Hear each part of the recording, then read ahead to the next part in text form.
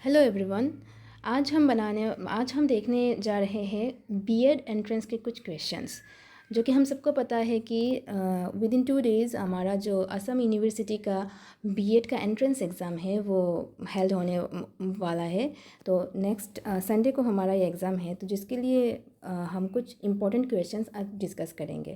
तो मैंने बेसिकली आज प्रिपेयर किया है नेशनल पॉलिसी ऑन एजुकेशन के ऊपर कुछ क्वेश्चंस, जो कि हमारे पास 3 नेशनल पॉलिसी ऑन एजुकेशन है। एक है 1968 वाला, दूसरा है 1986 वाला और तीसरा है जो रिसेंटली हुआ है 2020 वाला। तो ये जो तीनों नेशनल पॉलिसी ऑन एजुकेशन है, ये तीनों बहुत ही इंपॉर्टेंट है, जिसमें से कि हमें क्वेश्चंस देखने को मिलते हैं बीएड के एंट्रेंस एग्ज़ाम में। तो आज हम देखते हैं कुछ 10-15 क्वेश्चन मेरे पास है जो मैंने प्रिपेयर किया है, बहुत ही इंपॉर्टेंट है। आज देख लेते हैं हम कि ये इनका आंसर क्या होगा। तो पहला मेरा क्वेश्चन ये है, the first national policy on education NPE was announced in, कौन से ईयर में ये आया था, कौन से ईयर में अनाउंस हुआ था। जिसका आंसर हो जाएगा हमारा 1968। देख लीजिए, हाँ यहाँ पे आंसर है, तो आंसर इसका हो जाएगा 1968।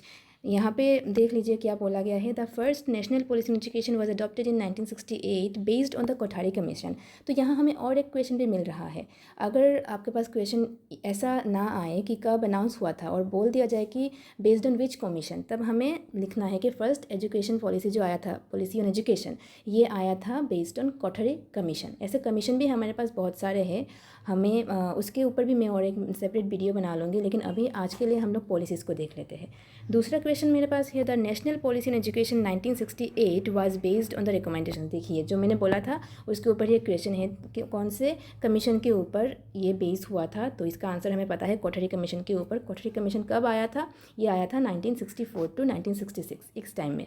तो इसको आप लोग याद रखिएगा। तीसरा क्वेश्चन है हमारे पास, मेजर रिकमेंडेशन ऑफ NPE 68। अभी भी हम फर्स्ट पॉलिसी में ही है, तो यहाँ पे बोला जा रहा है कि मेजर रिकमेंडेशन क्या था इस पॉलिसी का, 1968 वाला जो पॉलिसी है।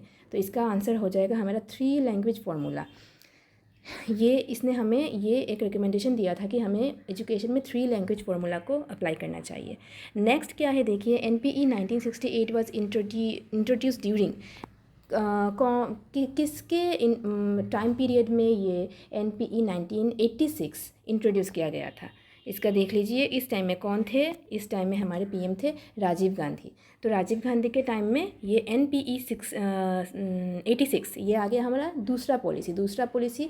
किसके टाइम में आया था? ये राजीव गांधी जी के टाइम में अडॉप्ट किया गया था। उसके बाद देखिए, अब हम फर्स्ट पॉलिसी से निकल के हम सेकंड पॉलिसी में आ चुके हैं। देखिए, programme under NPE 1986 for primary schools. तो ये जो प्रोग्राम NPE का 1986 वाला था फॉर प्राइमरी स्कूल्स, ये कौन से प्रोग्राम के अंडर में आया था? तो ये आया था ऑपरेशन ब्लैक बोर्ड के अंडर में। It improved school infrastructure and teaching resources. तो NPE के अंडर ये प्रोग्राम आता है जो है ऑपरेशन ब्लैक बोर्ड। तो NPE पहले ये पॉलिसी बना और उस पॉलिसी के तहत हमें ये प्रोग्राम भी मिला, ऑपरेशन ब्लैक बोर्ड। फिर देखिए, NPE 1986 एम्फेसाइज्ड, ये किस चीज़ पे एम्फेसाइज देता है, किस चीज़ पे ज़्यादा जोर देता है? इसने दिया था ऑल ऑफ द अबव, मतलब women's education, adult education, equality in education, इन तीनों चीज़ों में इसने जोर दिया था, एम्फेसिस दिया था। ठीक है, NPE 1986 सेकेंड पॉलिसी। उसके बाद देख लीजिए, NPE 1986 मॉडिफाइड इन, कौन से ईयर में इसको मॉडिफाई किया गया था? इसका आंसर हो जाएगा 1992। इस ईयर में इसको मॉडिफाई किया गया था, उसको थोड़ा रिवाइज़ किया गया था। उसके बाद देखिए, NEP 2020 रिप्लेस्ड, कौन से पॉलिसी को NEP ने रिप्लेस किया है? इससे पहले हमें 2 पॉलिसी मिल गया है, एक था 1968 में और दूसरा था 1986 में। तो ये आपको याद रखने का एक मैं टिक बता के देती हूँ। जो पहला वाला आया था वो आया था 68 में और दूसरा वाला आया था, अब 68 को उल्टा कर दो तो क्या होता है 86। तो 86 में आया था दूसरा वाला, पहला आया 68 में और दूसरा आया 86 में। तो ये जो हमारा जो तीसरा वाला जो रिसेंटली आया है 2020, जिसके बारे में सबको ही पता है कि 2020 में NEP बना है, तो ये NEP किसको रिप्लेस करके ये NEP आया है? ये आया है हमारा जो सेकंड वाला था ना 1986 वाला, इसको रिप्लेस करके आया है NEP 2020। इसको मतलब हमारा जो 86 वाला पॉलिसी था मॉडिफाई करके 92 वाला हुआ, उन सब चीज़ों को मॉडिफाई करके रिप्लेस करके आया है NEP 2020। NEP 2020 में स्कूल का एक स्ट्रक्चर बताया गया है कि कौन से स्ट्रक्चर मतलब स्कूल के लिए कौन सा स्ट्रक्चर हम फॉलो करें। तो इसका आंसर हो जाएगा C, 5+3+3+4। ये देख लीजिए, इसका आंसर दिया गया है 5+3+3+4। फाउंडेशनल लिटरेसी टारगेट, तो फाउंडेशनल लिटरेसी टारगेट किस ग्रेड तक हमें अचीव कर लेना चाहिए। इसका आंसर है ग्रेड 3 तक। Target is FLN by grade 3 के अंदर हमें FLN मतलब फाउंडेशनल लिटरेसी टारगेट, इसका भी एक क्वेश्चन बन सकता है। FLN का फुल फॉर्म क्या है, ये भी आप लोग याद रखिएगा। फिर नेक्स्ट क्वेश्चन है प्रेफर्ड मीडियम ऑफ इंस्ट्रक्शन। तो ये जो हमारा NEP 2020 है ना, इसमें प्रेफर्ड मीडियम ऑफ इंस्ट्रक्शन क्या दिया गया है। इसमें प्रेफर्ड मीडियम दिया गया है मदर टंग और होम लैंग्वेज टिल ग्रेड 5। तो इसमें बोला गया है कि ग्रेड 5 तक, क्लास 5 तक हम अपने मदर टंग में ही पढ़े, एजुकेशन हासिल करें तो वो अच्छा होगा। की फीचर ऑफ NEP 2020, इसका की फीचर क्या है। रोट लर्निंग है या एक्सपीरियंशियल लर्निंग है या बोर्ड एग्जाम्स है या फिर टीचर सेंटर्ड है। देख लीजिए, रोट लर्निंग तो पहले ही कैंसिल हो जाता है, हमें रोट लर्निंग नहीं करना है। टीचर सेंटर्ड भी नहीं होना चाहिए, क्योंकि हमें बच्चों के ऊपर मतलब छोड़ना चाहिए कि बच्चे सीखे। टीचर अगर सब कुछ डायरेक्ट कर देगा, ऐसे कमांड करेगा, ऐसे करो वैसे करो, मतलब हमेशा कमांड करने से वो नहीं होगा। टीचर सेंट्रिक नहीं होना चाहिए। टीचर को भी क्या करना चाहिए, बच्चों के हिसाब से ही पढ़ाना चाहिए। तो इसलिए वो स्टूडेंट सेंट्रिक होना चाहिए। बोर्ड एग्ज़ाम्स के ऊपर अगर हम लोग बस एम्फेसिस करें और बस उसको बोले कि ये इंपॉर्टेंट है और ये सीख लो और बोर्ड में पास कर लो, तो वो भी मतलब रियल एजुकेशन नहीं है।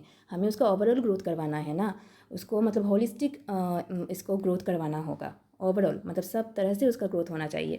तो ये भी नहीं होगा, बोर्ड एग्जाम वाला तो नहीं होगा। तो इसका आंसर होगा एक्सपीरियंशियल लर्निंग, मतलब हमें एक्सपेरिमेंट करके जो हम लर्निंग हमें जो मिलता है ना, उसके ऊपर ज़्यादा क्या करना चाहिए, फोकस करना चाहिए या फिर एम्फेसिस डालना चाहिए। Focuses on experiential and competency based learning. तो ये दोनों वर्ड बहुत ही मतलब इंपॉर्टेंट है, एक्सपीरियंशियल एंड कॉम्पिटेंसी। आपको जहाँ पे भी ये दिख जाए ना, तो समझ लेना कि यही करेक्ट आंसर होगा। BEd के मामले में ये दोनों बहुत ही इंपॉर्टेंट है। NEP 2020 इनकरेजेस, क्या इनकरेज करता है। NEP 2020 हमें मल्टी डिसिप्लिनरी एजुकेशन इनकरेज करता है, क्योंकि NEP में बोला गया है कि हमारा जो एजुकेशन है वो सिंगल डिसिप्लिन अगर बस फॉलो करे तो ठीक नहीं होगा, उसको मल्टी डिसिप्लिनरी होना चाहिए। हर डिसिप्लिन में उसका कुछ ना कुछ मतलब रहना चाहिए। सिंगल स्ट्रीम तो नहीं होना चाहिए, वोकेशनल तो होना ही चाहिए। यहाँ पे बोला गया है कि नो वोकेशनल एजुकेशन। और एग्जाम ओनली लर्निंग मतलब बस एग्जाम के लिए ही पढ़ो, ऐसा भी नहीं होना चाहिए, उसको मल्टी डिसिप्लिनरी होना चाहिए। Promotes flexibility across disciplines. Which ministry launched NEP 2020, तो कौन से मिनिस्ट्री ने इसको लॉन्च किया था। होम अफेयर्स ने, ये तो नहीं होगा। फाइनेंस, ये भी नहीं होगा। लेबर, ये भी नहीं होगा।